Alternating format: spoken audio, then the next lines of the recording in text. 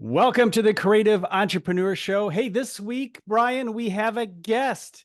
It is Mickie Kennedy, and he is the founder of eReleases, and it's a service that I've used.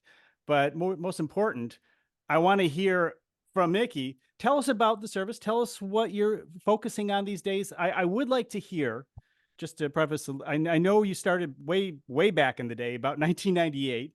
And I really, as someone who's has a journalism background, would love to hear your growth through the years and how you've adjusted to where we are now, even with, I'm sure people are submitting a lot of AI stuff too. So I know I gave you a big, long canvas there, but I'd love to hear your thoughts. Right. So when I started 25 years ago, I was just a matchmaker, sending releases on behalf of clients to journalists that I had reached out to and had built a database. And over the years, PR Newswire reached out to us and said, we should consider using their service. And I pointed out that my client base were small businesses and entrepreneurs, and they're charging like $1,600 to move a release nationally. Despite that, they wanted to support small businesses, and we were able to sort of find a way to work together. All of our releases do go out nationally through PR Newswire. Probably a third of the price that you would pay going directly to them. Right. But some of the things that we do is we schedule for next business day, because they have an overnight editorial team that's not very active. They have to be Mm. there in case there's breaking news or there's a recall or you have to get some news out to Asia. But a lot of times they're just inactive, and so they're setting up our releases overnight. And so it's no additional labor costs for them. So we tried to make the relationship as much of a win-win as possible. And that really excites me, the ability of, leveraging a release and getting it on the wire, as well as some of the traditional email distribution that we're known for.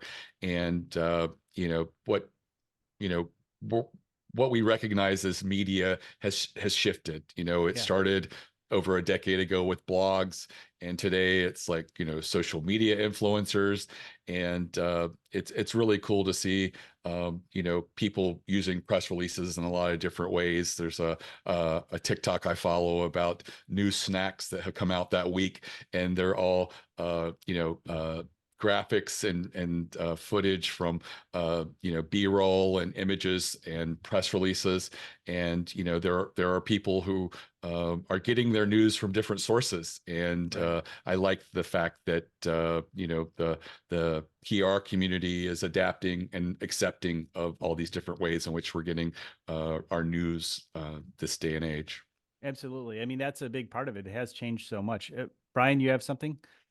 Yeah, well, I mean, it's really exciting to have you here, Mickie, because our audience, we try to talk to the creative entrepreneur, so the people that are starting and creatively trying to grow their business. And the fact that you're offering a service that sometimes, it felt a little, pie in the sky, and it's more accessible now for them to use. So, it's really good. I peeked at your website for a while before having you on here, and the information that you're able to share there at ereleases.com is really good, for being a small business owner. Myself, I'm very interested in your service now. So yeah. Yeah, if you want to go, explain a little more just about the accessibility and that wall that was kind of built up to these small businesses. Yeah, so when I started, I saw that people were really struggling to get their news out.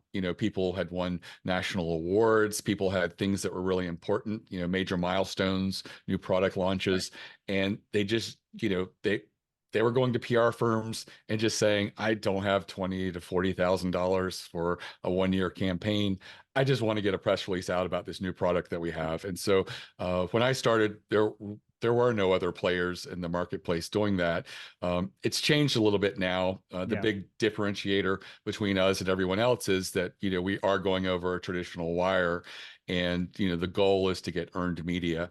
And there's a Right. lot of players out there who have sort of, they're not going to media at all. They're just like in a syndication play where they Right. get your press release replicated on a bunch of websites, but no one's really reading those because those aren't websites that have a lot of traffic.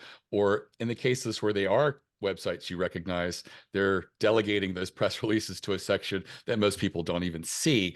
And Right. so my push is to get people to really see the advantage of getting earned media.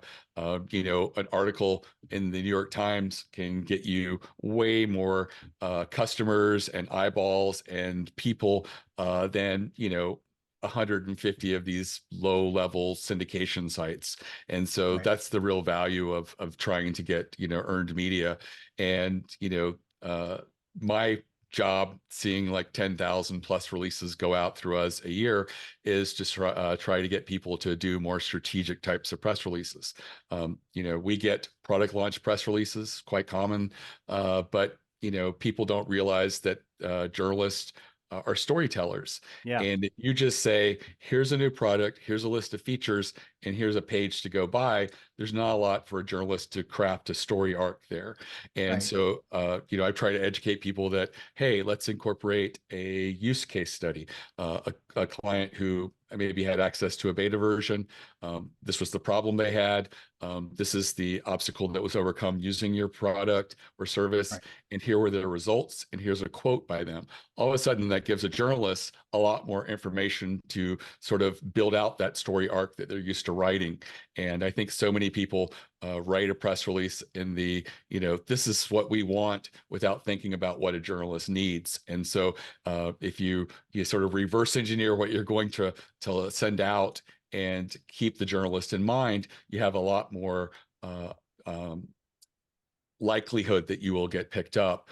Another common press release that we get is a personnel change. Yeah. And they're usually, if it's an industry veteran or a new CEO, yes, that's worthy of a press release. But a lot of these are just like, new associate VP in Right. HR or something like that. And, for those, I don't know that spending your money to go over wire is the best use of your dollars. I think that you should be really doing more strategic types of press releases, ones that are really, have a more likelihood of getting picked up. So many people who do a new company press release really don't talk about their story, their journey. If you look at the people who appear on Shark Tank, the first thing they do is they share their story, and there's usually this authenticity that comes across.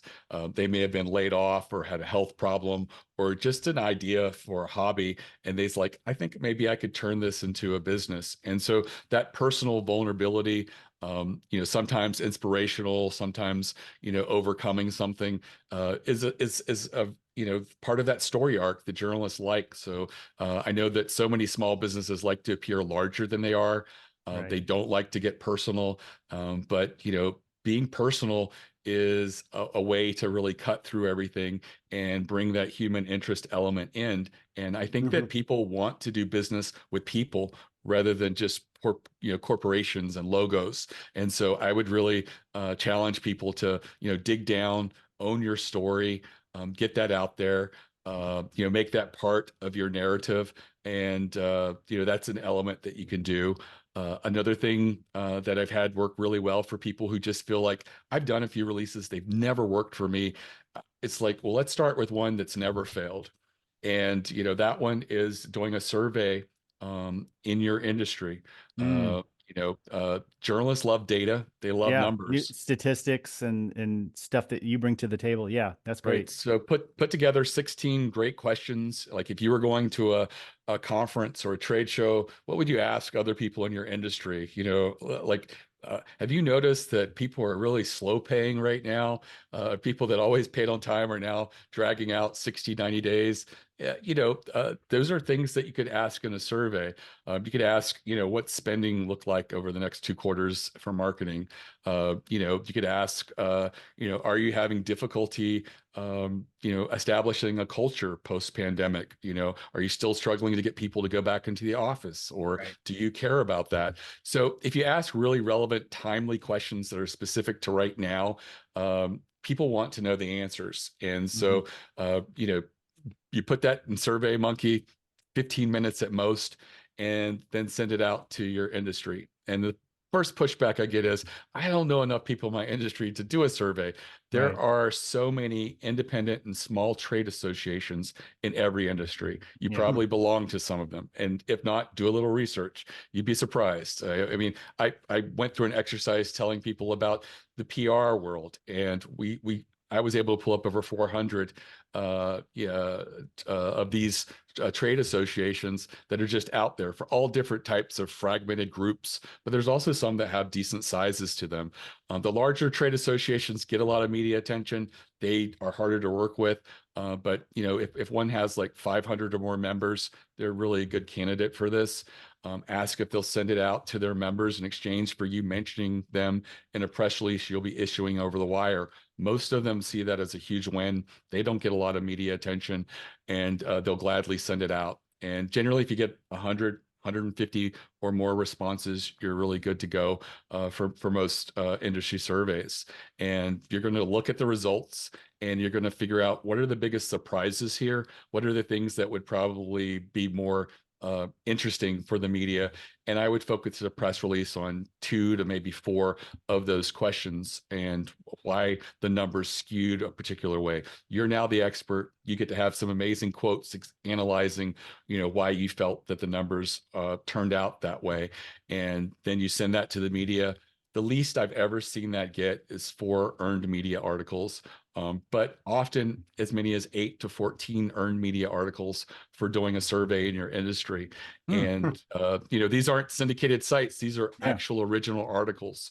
I do recommend that you build out a page on your website where you put all of the responses to the questions, because sometimes journalists will go and look there and they'll flesh out a different story because maybe something's more relevant to them and they know something more. And I've had many times where we thought these 2 questions were the best for a press release. We send a press release out. They get an article that someone else fleshed out from that page, and we do a second press release focusing on that angle, and we get several more articles there as well. So it really can be a really great way to, establish you as an authority. And all it takes is you doing it. There's always people who have an imposter syndrome that we're not big enough or important enough to be recognized for doing a survey, but all it is you just going out there and doing it. I have one client that represents lots of little verticals, and they do about 25 to 30 of these press releases a year, and they do them annually, and they've been doing it 3 to 4 years now. Every press release still gets 8 to 14 articles. Nice. People want to know the answers to these, and it really is a way to make you important and recognized, so that when you do subsequent press releases, they're more likely to pay attention. That's a cool hack. Do you recommend that I have 2 questions actually. One, do you recommend that people have media sections, press areas on their websites to host the stuff that after? Would you say before or after? 1, 2, maybe adding additional, I mean, this is kind of a self-answering type question, I guess. But anyway, what are your thoughts about that? Have you offered any recommendations about that from the website after the press release? I do think that people should have a newsroom on their website where they put their press releases, they put the pickup that happens.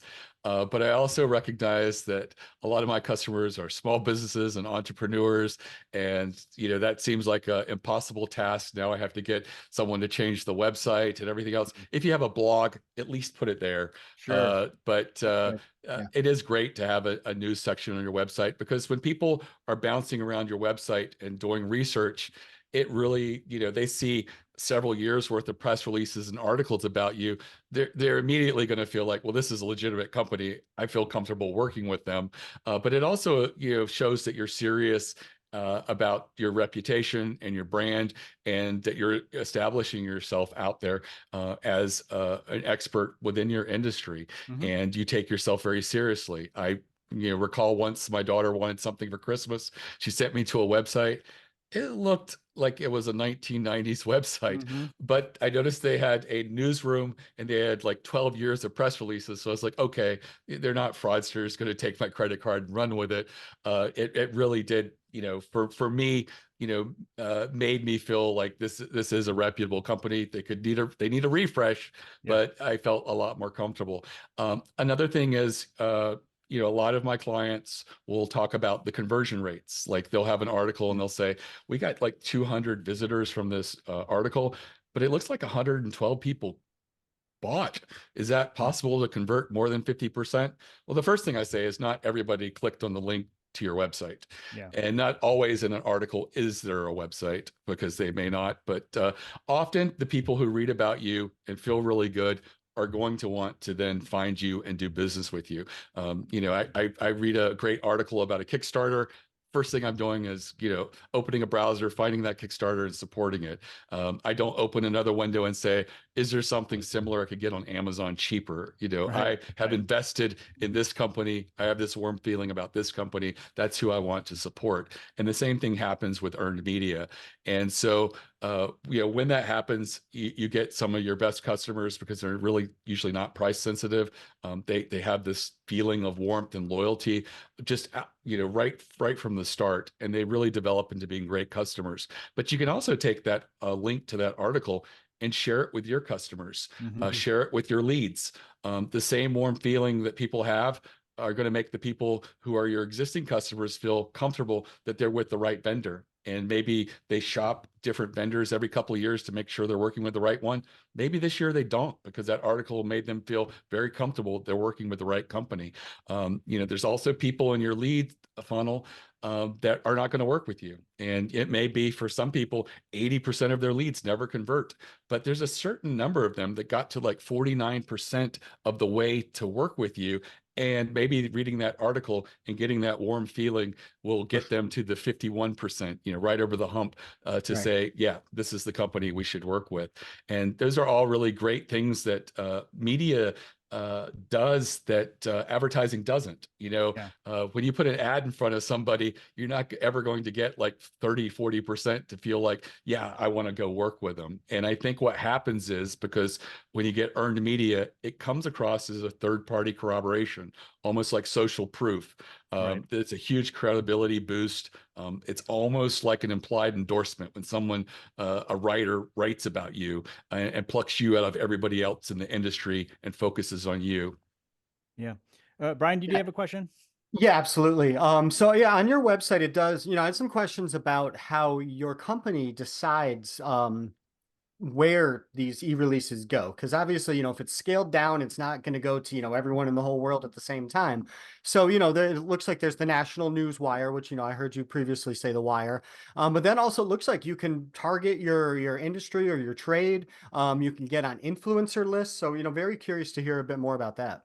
Sure. So every release does go out nationally, and then within it, it gets targeted to specific industries that you get to select when you're ordering.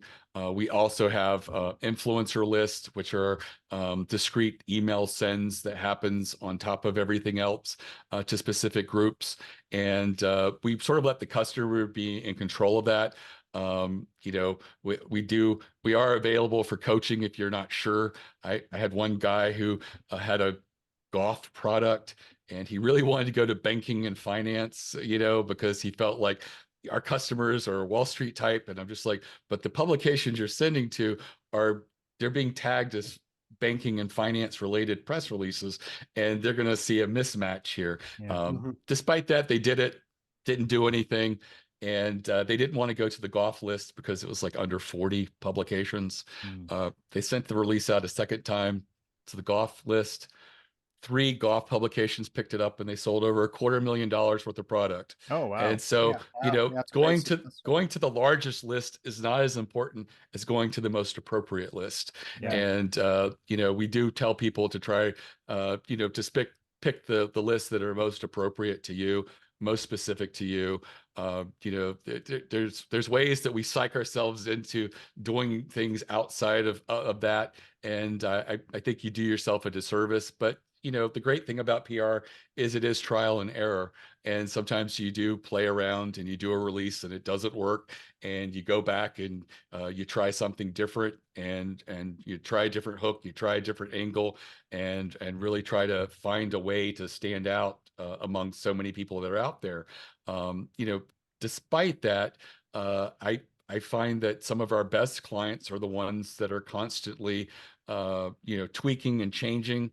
while also, finding a niche. The client that does 20 to 30 survey press releases a year, it just works year after year. And people now expect their surveys coming out annually and look forward to it within all these little vertical niche industries. And Yeah. so I had another client where they were able to analyze a blind spot in their industry where no one was talking about a certain subject that was really important to them, and they knew it was important to other people in the industry. So we did a press release on that. It was a local carpet company in New Jersey. I can't think of a more non-newsworthy type of company, and they had signed up to do a press release a month. And I warned them that I didn't think that it was going to work. I couldn't think of anything that would really work. They didn't have major milestones. They weren't doing anything really different from other carpet installers. And at month 5, I felt really bad taking their money, and we were brainstorming. And I asked them who their biggest enemy was, going through a list of things, and that question came up. And me expecting that it was like, oh, Todd across the street with his little carpet company, but it was the big box home improvement stores, and they immediately went into how bad they are for the carpet industry and what an inferior experience people have. For example, they call off a licensing list of people who are licensed for home improvement in the state. They never ask, hey, have you installed carpet before? They just say, hey, we have a 11 a.m. tomorrow availability to install 1,200 feet of carpet. Are you available? And if you're a home, improvement guy and you don't have work the next day, you're going to probably go to YouTube and try to figure out how to do carpet overnight. And that happens more times than not. And so they talked about going into homes many times, having to redo seams, restretch, take it up and put proper padding down, all kinds of things that happen with the big box home improvement stores. So we did a press release on that. Every floor trade publication picked it up, over a dozen. I didn't even realize there was that many. And we continued to work that angle for subsequent releases. And at the end of the year, they had over 30 clippings that they put together in what they called a brag book. Yep. And it included New Jersey Magazine and local newspaper, which was great, but also included like 20 some clips from these trade publications, of which none of their customers read. But they take that brag book into homes where they give a quote and they open it up and show, hey, we've been picked up by Floor Trade Weekly. We've been picked up by this place. And we may come in 10% more than everybody else, but we have a national reputation. We're recognized. And they converted 17% more customers, adding that brag book to the sales consultation. And that shows the real value. These people never even read the articles. They just saw the articles in this brag book as it was going through it. And all of a sudden they felt much more comfortable saying, yeah, we could save $600 going with this company, but I feel comfortable going with someone that, all of these publications have written about. And, that's another real valuable lesson here, that you're creating an asset that really is affecting your reputation, and you're really establishing yourself as industry leaders. Very good. Let's switch gears just a little bit. Based on, you grew your own company. You obviously believe in the idea of free media versus paid media. You do, obviously, you're big into podcasts. Obviously, you're here. That's part of your strategy. So is also video. I've seen through the years, you've done paid advertising with video for webinars and so forth. Tell me about some of the things you are doing with paid media. Obviously, maybe even using some of your own services, but I am most interested in the video aspect and what you're doing here. Right. So I think that video is a natural progression of where people are moving. People used to get their content through newspapers and reading online. And I think that we're seeing in Facebook news feeds, video being more prevalent. I think with the prevalence of TikTok and other things, video is the progression of where we're going. I think in just a matter of years, the video press release is going to be something that people use, where there's a video component as well as print. And I think that already people are beginning to, include B-roll and things like that. And some of it's getting utilized, but I think that some of the news organizations don't really know what to do with B-roll and things like that yet.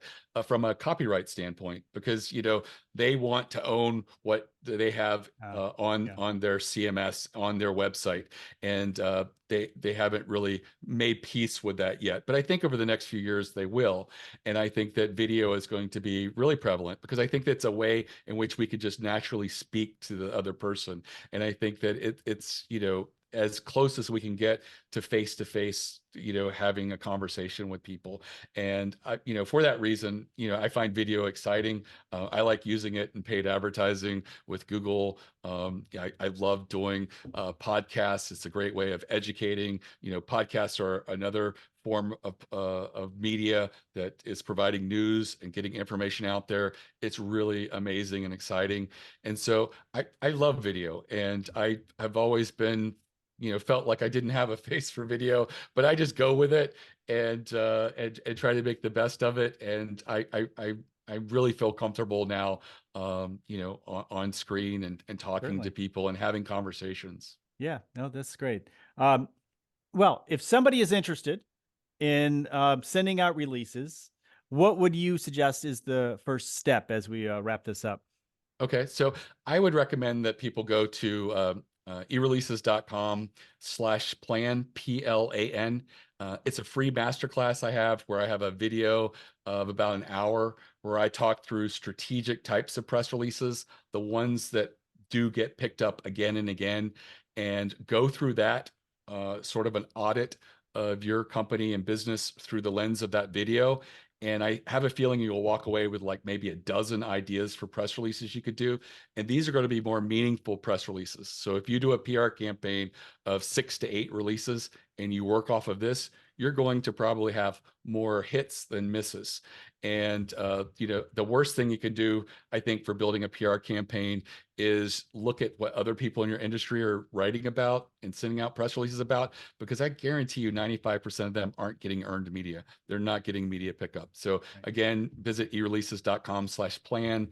That's completely free. I'm all about education. I get to see, 10,000 releases a year. I get to see the patterns of the ones that get picked up again and again. And that's a great place for a beginner to start, because if you're open to using PR, it doesn't cost a lot of money. You could do a campaign of 6 releases for under $4,000, and potentially get many times that return, just having 1 or 2 of those releases get picked up in a considerable way. Very good.